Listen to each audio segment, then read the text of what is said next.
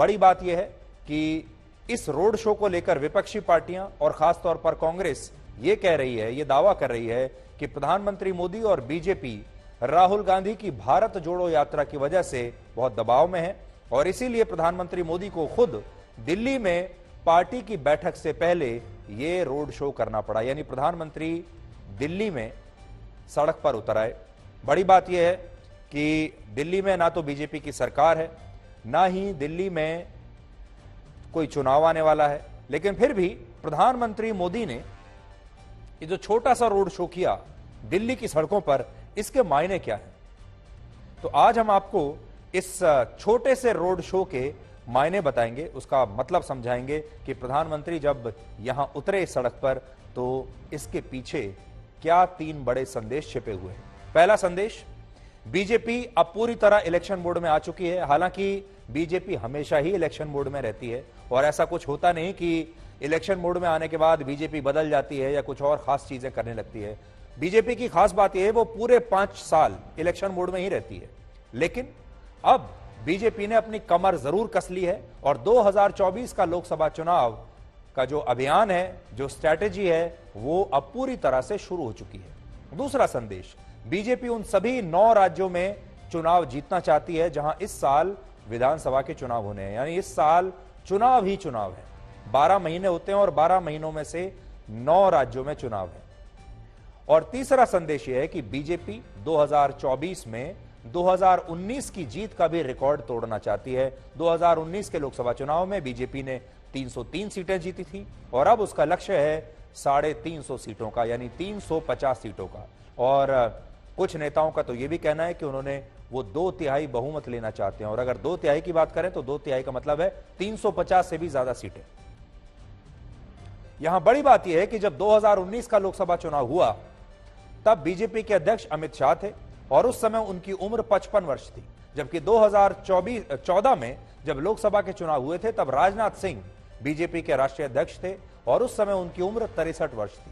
यह बात आपको इसलिए बता रहे हैं क्योंकि बीजेपी में उम्र को बड़ा महत्व दिया जाता है, लेकिन अगर आप कांग्रेस को देखेंगे तो कांग्रेस मल्लिकार्जुन खड़गे को अध्यक्ष बनाकर लाई है, जिनकी उम्र है अभी फिलहाल 80 वर्ष। बीजेपी की इस बैठक में दूसरा बड़ा फैसला यह हुआ कि पार्टी लोकसभा की उन 160 सीटों पर अब ज्यादा फोकस करेगी जहां हार और जीत का अंतर कम रहता है और जहां बीजेपी के लिए चुनौतियां ज्यादा हैं। तो बीजेपी ने ऐसी 160 सीटों की पहचान की है लोकसभा की जहां पर बीजेपी या तो कमजोर है या फिर जीतते जीतते रह जाती है। ये जो 160 सीटें हैं ये बिहार, तेलंगाना, महाराष्ट्र, पश्चिम बंगाल और उड़ीसा जैसे राज्यों में है, और इनमें भी बिहार और महाराष्ट्र ये 2 राज्य ऐसे हैं जहां बीजेपी ने 2019 का लोकसभा चुनाव जेडीयू के साथ और शिवसेना के साथ गठबंधन में लड़ा था, लेकिन इस बार इन दोनों राज्यों में बीजेपी को अकेले ही चुनाव लड़ना है। इस बार ना तो जेडीयू है और ना ही शिवसेना उनके साथ है। इसी तरह पश्चिम बंगाल में कई सीटों पर बीजेपी ने पिछले चुनाव में बहुत अच्छी फाइट दी थी, लेकिन इन सीटों पर वो नतीजों को जीत में नहीं बदल पाई। लेकिन बीजेपी ने अब इस तरह की सभी सीटों को मिलाकर एक अपना नया आंकड़ा तैयार किया है और यह आंकड़ा है 160 सीटों का। और तीसरा पॉइंट यह है कि बीजेपी ने उन सभी 9 राज्यों में पार्टी की जीत का लक्ष्य रखा है जहां इस साल विधानसभा के चुनाव होने वाले हैं, और इनमें त्रिपुरा, मेघालय और नागालैंड में फरवरी और मार्च के महीने में चुनाव होंगे, कर्नाटक में मई के महीने में, और नवंबर और दिसंबर में मध्य प्रदेश, राजस्थान, छत्तीसगढ़, तेलंगाना और मिजोरम में चुनाव होंगे। और इन 9 राज्यों में लोकसभा की कुल 116 सीटें हैं, जिनमें 2019 में बीजेपी को 92 सीट मिली थी, जबकि कांग्रेस इसमें से 8 सीट जीत पाई थी। कहने का मतलब यह है कि जब लोकसभा के चुनाव होते हैं तब इन राज्यों में बीजेपी की जीत का जो प्रतिशत है वो लगभग 80% होता है। 80% सीटें बीजेपी यहां जीत जाती है जब लोकसभा का चुनाव होता है, लेकिन जब विधानसभा का चुनाव आता है तो यह प्रदर्शन 80% से घटकर 32.5% पर आ जाता है। यानी मतलब यह है कि लोकसभा में तो बीजेपी जीत जाती है लेकिन विधानसभा में हार जाती है। इसे आप ऐसे समझिए कि जब इन 9 राज्यों की लोकसभा सीटों की बात आती है तो बीजेपी हर 10 में से 8 सीटें जीतती है, लेकिन जब विधानसभा का चुनाव होता है तो उसका प्रदर्शन हर 10 में से 3 सीटों पर जीत का रह जाता है। और यही वजह है कि बीजेपी इस बार इन सभी 9 राज्यों में जीतना चाहती है, चाहे कुछ भी हो जाए। भारत में मुसलमान 3 वर्गों में बटे हैं। पहले हैं अशरफ, ये वो मुसलमान होते हैं जो शिक्षित माने जाते हैं और आर्थिक रूप से काफी संपन्न माने जाते हैं। दूसरे हैं अजलफ, ये वो मुसलमान होते हैं जो आर्थिक और सामाजिक रूप से पिछड़े हुए हैं। और तीसरे हैं अर्जल, जिन्हें दलित मुस्लिम भी कहा जाता है। और इनमें जो दूसरी और तीसरी श्रेणी के मुसलमान हैं उन्हें ही पसमंदा कहा जाता है, जिसका अर्थ होता है ऐसे मुसलमान जो पिछड़े हुए हैं।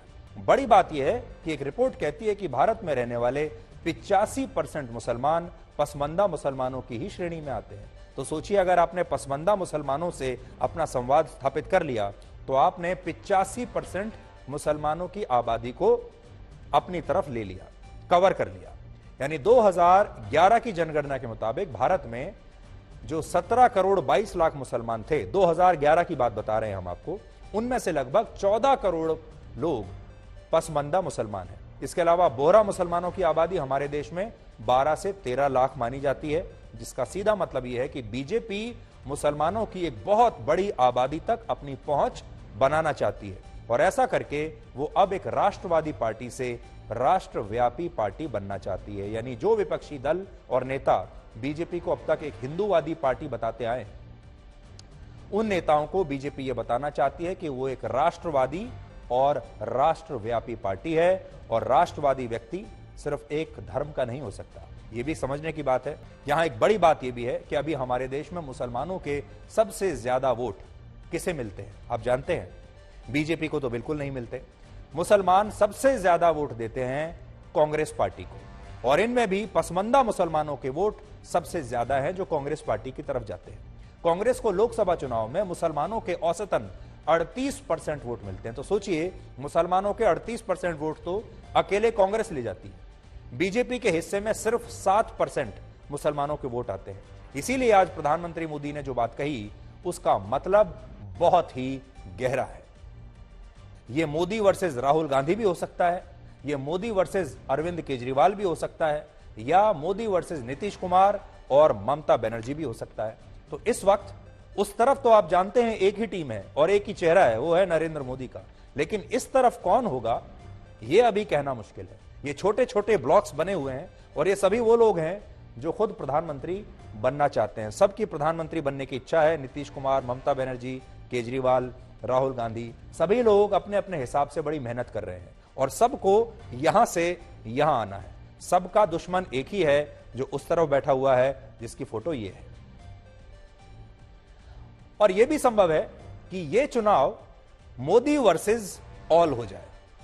तो कोई ऐसा भी संभव है कि जरूरी नहीं है कि मोदी वर्सेस किसी एक नेता का होगा, मोदी वर्सेस राहुल गांधी होगा। हो सकता है कि यह मोदी वर्सेस ऑल हो जाए, यानी साझा विपक्ष आ जाए, जिसकी संभावना इस समय बहुत कम लगती है। इस समय अगर आप देखें तो विपक्ष पूरी तरीके से बिखरा हुआ है और विपक्ष जितना बिखरेगा नरेंद्र मोदी को उतना ही फायदा होता चला जाएगा। क्या आप जानते हैं भारत की टॉप 5 पॉलिटिकल पार्टीज कौन सी हैं? तो आज भारत की जो टॉप 5 पॉलिटिकल पार्टीज हैं वो बता रहा हूं आपको।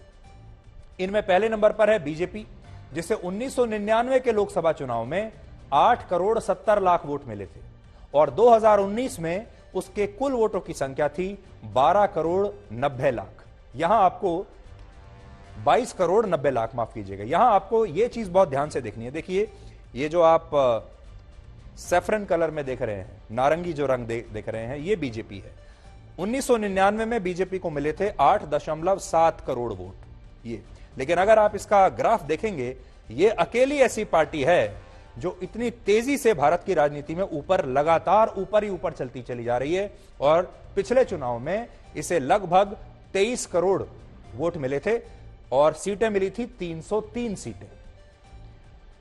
अब आप देखिए, दूसरे नंबर पर भारत की सबसे बड़ी पार्टी बीजेपी के बाद जो है वो है कांग्रेस पार्टी, जिसे 2019 में 11 करोड़ 90 लाख वोट मिले थे। कांग्रेस पार्टी को आप कितना भी मरा हुआ मानिए, लेकिन वोटों की अगर संख्या देखें, सीटें भले ही कम थी लेकिन वोट देखिए कितने लिए कांग्रेस पार्टी ने। कांग्रेस ने लिए पिछले चुनाव में 11.9 करोड़ वोट, लगभग आप 12 करोड़ वोट मान लीजिए। लेकिन खास बात अगर आप देखेंगे, अगर कांग्रेस के ग्राफ को आप देखें तो 1999 में कांग्रेस को 8.7 करोड़ वोट मिले थे, और माफ कीजिएगा मैंने गलत पढ़ दिया, 1999 में 10.3 करोड़ वोट मिले थे, बीजेपी से ज्यादा 99 में। उसके बाद 2004 में 10.3 करोड़ वोट मिले। तो बड़ी बात यह है 99 से लेकर 2004 वोटों की संख्या सेम है, 10 करोड़ 30 लाख, 10.3 करोड़। वहां 114 सीटें मिली थी इतने ही वोटों पर, और यहां 145 सीटें मिली इतने ही वोटों पर, वोटों की संख्या बराबर है। अब आगे अगर आप देखेंगे 2009 में वोट बढ़ गए कांग्रेस पार्टी के, 11.9 करोड़ वोट हो गए और सीटें हो गई 206। अब आगे आइए, अब देखिए 2014 में वापस वहीं आ गए जहां पहले थे, 10.7 करोड़, और 2019 में 11.9 करोड़ वोट मिले थे कांग्रेस पार्टी को। तो अगर आप यहां से लेके वहां तक इसका ग्राफ देखें तो कांग्रेस पार्टी लगभग स्टैटिक है, यानी जितने वोट उसे 1999 में मिलते थे लगभग उतने ही वोट 2019 में भी मिले हैं। तो इन्होंने लगभग 20 साल में कांग्रेस पार्टी में कोई सुधार नहीं आया, सीधी लकीर है। बस एक 2009 में जरूर ये ऊपर आए हैं, इन्होंने 11 करोड़ के मार्क को क्रॉस किया है, बाकी हर बार ये 10 के आसपास रहे हैं, और फिर इन्होंने 11.9 करोड़ 2019 में लिए हैं। 2004 के लोकसभा चुनाव में 67 करोड़ वोटर्स थे।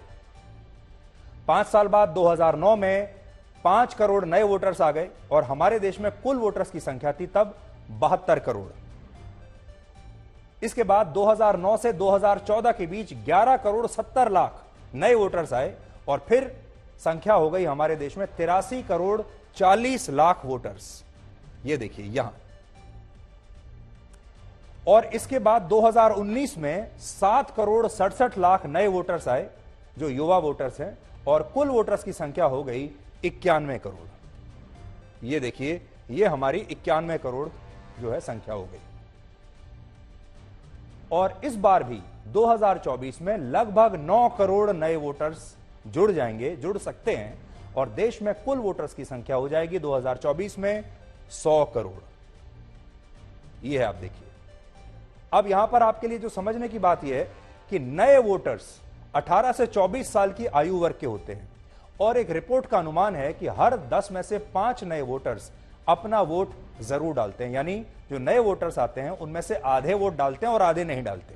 यानी इस हिसाब से देखें तो 9 करोड़ नए वोटर्स में से 4.5 करोड़ वोटर्स अगले लोकसभा चुनाव में वोट डालेंगे, और इन वोटों से काफी हद तक नतीजे तय होंगे। यहां पर आप सोच रहे होंगे कि ये लाल जो बार है ये किस चीज का है। देखिए 62 करोड़ टोटल वोटर्स हैं, वोट दिया 36 करोड़ ने, 67 करोड़ टोटल वोटर्स, वोट दिया 39 करोड़ ने।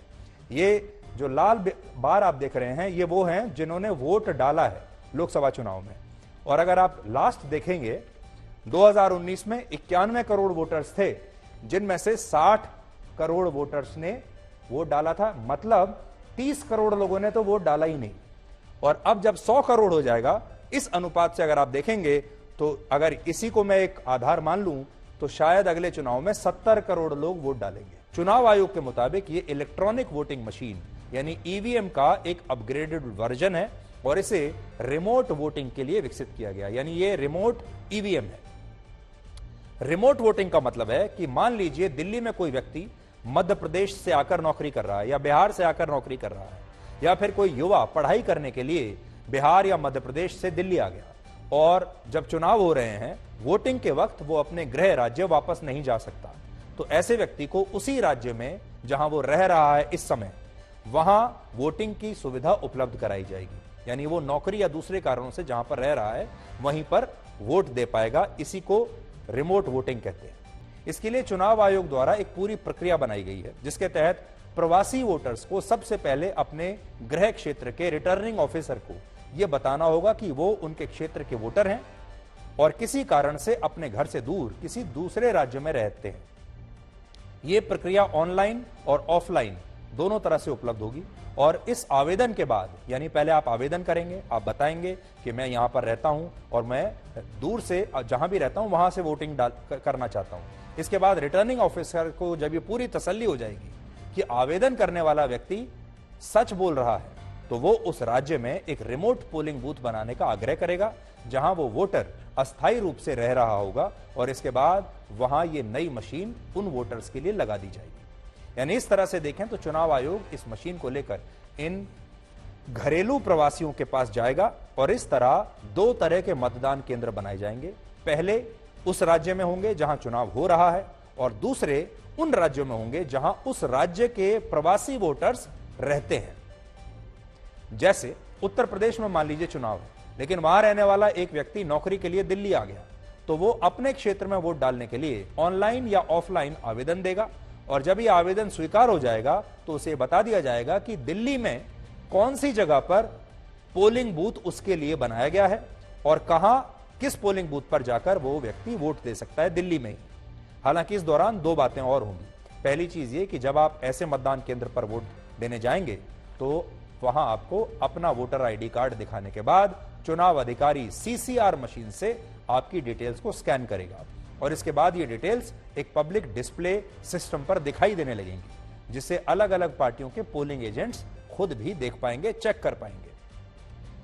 नोट करने वाली बात यह है कि इस नई मशीन में 72 सीटों के उम्मीदवारों की जानकारी होगी, जबकि ईवीएम मशीन में अभी एक ही विधानसभा क्षेत्र या लोकसभा क्षेत्र के उम्मीदवारों की जानकारी होती है। इसमें 72 क्षेत्रों की हो सकती है, और यही वजह है कि अलग अलग चुनाव क्षेत्र के लोग आकर एक ही मशीन से अपना वोट डाल सकेंगे, और जब नतीजे आएंगे तो इन मशीनों से वोटों की गिनती होगी और बाद में ये सारा डेटा उस राज्य के रिटर्निंग ऑफिसर को शेयर किया जाएगा जहां चुनाव हो रहे हैं। 2019 के लोकसभा चुनाव में 91 करोड़ 20 लाख वोटर्स थे, लेकिन वोट डाला सिर्फ 61 करोड़ 50 लाख लोगों ने। इसी तरह 2014 के चुनाव में 83 करोड़ 40 लाख वोटर्स थे और वोट डाला था सिर्फ 55 करोड़ वोटर्स ने।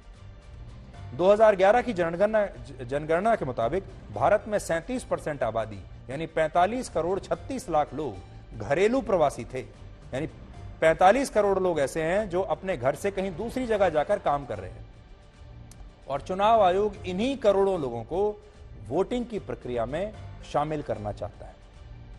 इतनी बड़ी संख्या है, सोचिए। एक ये भी चुनौती है कि जिन दूसरे राज्यों में प्रवासी वोटर्स वोट डालेंगे वहां आचार संहिता कैसे लागू होगी, और इन मशीनों को मतगणना केंद्रों पर कैसे ले जाया जाएगा। फिजिकली ले जाया जाएगा, किसकी सुरक्षा में लेकर जाएगा, बीच में कोई गड़बड़ी हो गई तो उसका क्या होगा। सबसे बड़ी बात यह कि हमारे देश में जहां बहुत सारे लोग वोटिंग वाले दिन घर से बाहर नहीं निकलते, वहां लोग दूसरे राज्यों से अपना वोट डालने के लिए पहले से क्या आवेदन देंगे। इसके अलावा एक सवाल यह भी है कि आज जब लोग अपने मोबाइल फोन से बैंकिंग ट्रांजैक्शन कर रहे हैं, इसे सुरक्षित बनाने के लिए एक पूरी व्यवस्था है, तो फिर वोटिंग के लिए भी क्या कोई ऐसी व्यवस्था नहीं हो सकती। इसलिए आज हो सकता है वो आज ना हो पाए, लेकिन हम आपके सामने एक आइडिया रख रहे हैं